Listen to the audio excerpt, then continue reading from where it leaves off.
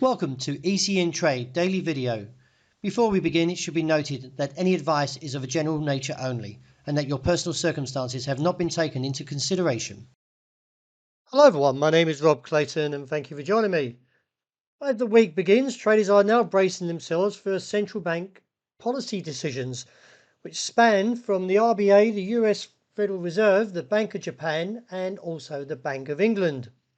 Looking to the Australian dollar, the market is a little bit weaker as we now turn to the RBA, which widely expects the central bank to keep rates on hold.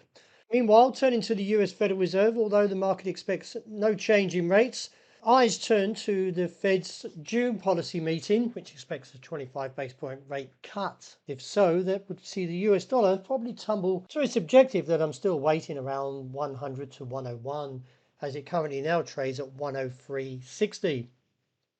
Along with that, this week we also have the Australian employment data, which holds to a forecast of around 40,000 jobs added. And the employment rate is expected to nudge to 4.1%.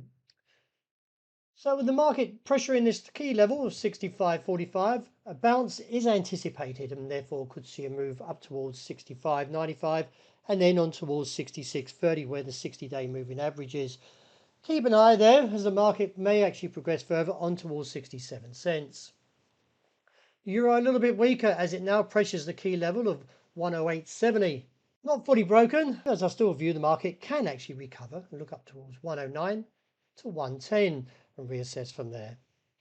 The dollar yen will all eyes on the Bank of Japan as investors await for the announcement regarding its interest rates.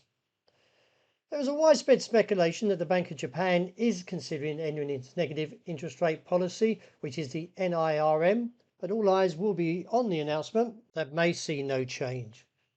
Looking at the pattern as the market edges higher, the resistance comes in at 149.30.40. A rejection is seen from there and therefore could look back towards the lower side of 148, with the call still holding at 146.30 to 35. Sterling a little bit weaker as the market edges lower towards the region of 127. We could see a move to 126.65, but I believe from there could see a bounce and look all the way back up towards 128. As the market now awaits the Bank of England's rate decision, which also expects no change. Spot gold bounces in front of that level around 2,140.45 and now looks for a possible up test. Could struggle and therefore we should not rule out any weakness and see a revisit to the bottom side of the range, but could see another bounce and look back towards 2,184.88 in the broader call. Wrapping up with oil, well, the market has nearly reached its objective of $83 a barrel, with the dip likely to be shallow as we've seen all the way through this current upward move, and therefore support is seen around 81.5 on the day. Reassess at $83 as traders should continue to adjust their positions according to their risk management. Well, that's a wrap. Thank you for joining me, and as always, look out for the intraday report. I hope you enjoy the great day ahead.